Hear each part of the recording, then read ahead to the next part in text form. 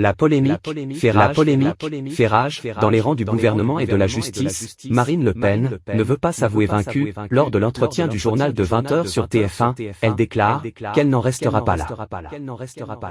Tout sera fait pour nous empêcher d'arriver au pouvoir. Marine Le Pen a été jugée avec cette violence et cette brutalité, non pas comme une justiciable comme une autre, mais parce qu'elle est Marine Le Pen et parce que son tort est d'être aujourd'hui en capacité de mener le camp national à la victoire. Je ne pensais pas que les magistrats iraient à ce point à l'encontre de notre processus démocratique et s'ingéreraient ainsi dans le choix des Français. That's a very big deal. I don't know. It means conviction was banned from running for 5 years as a leading candidate. It sounds much like this country. Le groupe Rassemblement National ne vous laissera pas voler l'élection présidentielle comme vous avez volé des dizaines de sièges lors des dernières législatives. Aucun député du Rassemblement National ne laissera diffamer celle qui incarne l'espérance du peuple de France, Marine Le Pen. Alors, monsieur le Premier ministre, de quoi est accusée Marine Le Pen, sinon de pouvoir vaincre ce système ?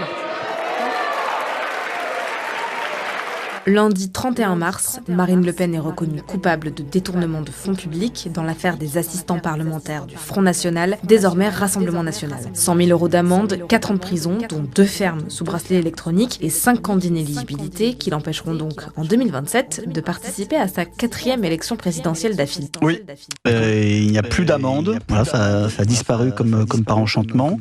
La peine de prison avec sursis a été diminuée également et il n'y a pas d'exécution provisoire. Donc qu'est-ce qui change pour vous là ? Déjà, ce qui change, c'est que au-delà de mon cas personnel, non mais dire vous personnellement. Moi, comme mes collègues, je fais appel, bien évidemment. Donc nous attendrons la date de cette prochaine audience et en fonction, nous allons repréparer une défense pour prouver, démontrer notre innocence, parce que je le rappelle, nous sommes innocents des faits qui nous sont reprochés, innocents puisqu'il s'agit d'un différend administratif. Nous ne sommes pas d'accord avec le Parlement européen sur l'utilisation et la gestion des assistants européens. 3 scénarios qui pourraient permettre à Marine Le Pen d'être finalement candidate dans 2 ans.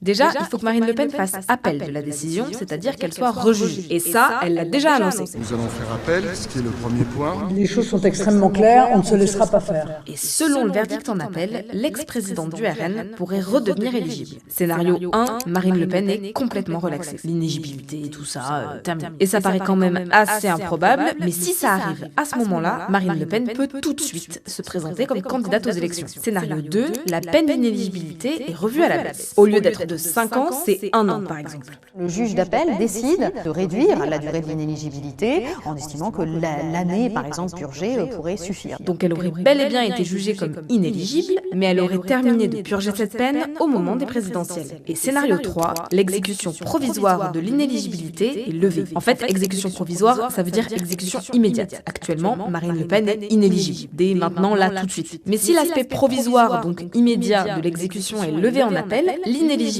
ne s'appliquera que lorsque Marine Le Pen aura utilisé toutes les voies de recours possibles. Donc elle pourrait, dans ce scénario, demander un nouveau jugement en 3e instance et se présenter en 2027, quitte à être définitivement condamnée au moment du 3e procès, mais qui aura lieu des mois, voire des années après l'élection présidentielle. Sauf que ces scénarios, ils ne sont probables que sous une seule condition. C'est que l'appel soit déposé assez rapidement, mais qu'en plus il soit instruit vite. Tout dépend du délai de l'appel pour savoir aujourd'hui quel est le sort présidentiel de Marine Le Pen. 2027, c'est dans 2 ans, ça paraît très loin. Mais en fait, le timing est super serré. Car entre une condamnation en première instance et une condamnation en appel, il peut se passer des années. Par exemple, dans le cas de l'affaire des écoutes, il y a plus de 2 ans entre la condamnation en première instance de Nicolas Sarkozy et sa condamnation en appel. Dans l'affaire de l'emploi fictif de Pénélope Fillon, il y a plus d'1 an et 10 mois entre la première et la 2e condamnation. Dans le cas de Marine Le Pen, les 3 scénarios dont on vous parlait ne peuvent lui permettre de se présenter aux élections que si le jugement en appel tombe avant mars 2027, c'est-à-dire la date limite pour déposer les candidatures aux élections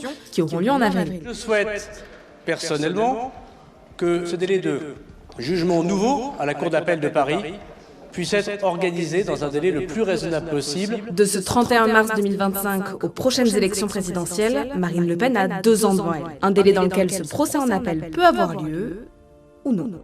La polémique fait rage dans les rangs du gouvernement et de la justice. Marine Le Pen ne veut pas s'avouer vaincue. Lors de l'entretien du journal de 20h sur TF1, elle déclare qu'elle n'en restera pas là.